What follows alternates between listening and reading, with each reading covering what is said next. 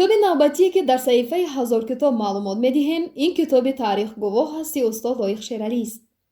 таърихгувоҳ ҳаст китоби 11 дар силсила китобҳои 30-солагии Истиқлолият мебошад.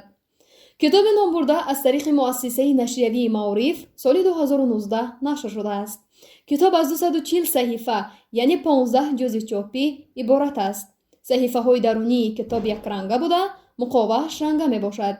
китоб бо сифати аъло дар матбаи ҷамъияти саҳомии пӯшидаи ганҷ нашриёт бо теъдоди 10,000 нусха чоп шудааст.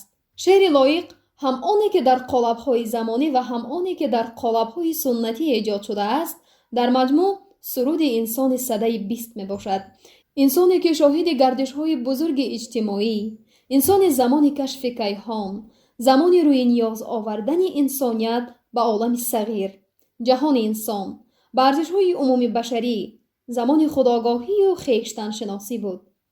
инак гулчине аз ашъори Лоиқ Шералӣ таҳти унвони таърихгувоҳ ҳаст, чун дастагони пуртароват ва хушрангубӯ барои хонандагони нуктасанҷ ба ифтихори 30-солагии истиқлолияти давлатии ҷумҳурии Тоҷикистон пешкаш мегардад.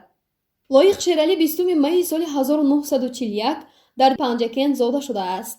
баъди хатми омӯзишгоҳи омӯзгории Панҷакент ва донишкадаи омӯзгории Душанбе муддати рӯзноманигор, баъдан мушовири назми Иттифоқи нависандагони Тоҷикистон, сармуҳаррири маҷаллаи Садои Шарқ, солҳои 1989-1991 узви Парлумони Шӯравӣ, раиси бунёди забони тоҷикӣ буд.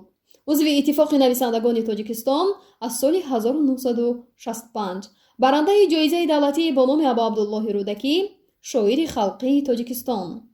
Лоиқ Шералӣ 30 июни соли 2000 вафот кардааст. ин китоб барои онҳое ки мехоҳанд ба эҷодиёти устод Лоиқ Шералӣ шиносоӣ пайдо кунанд дастури хубест. китобро аз мағозаҳои китоб метавонед дастрас намоед.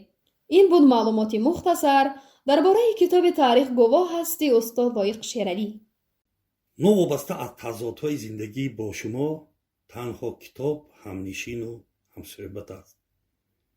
зеро ягона дӯсте ки шуморо фиреб намедиҳад ва беозор аст, ин китоб мебошад. китоб хонед ва бо мо бошед.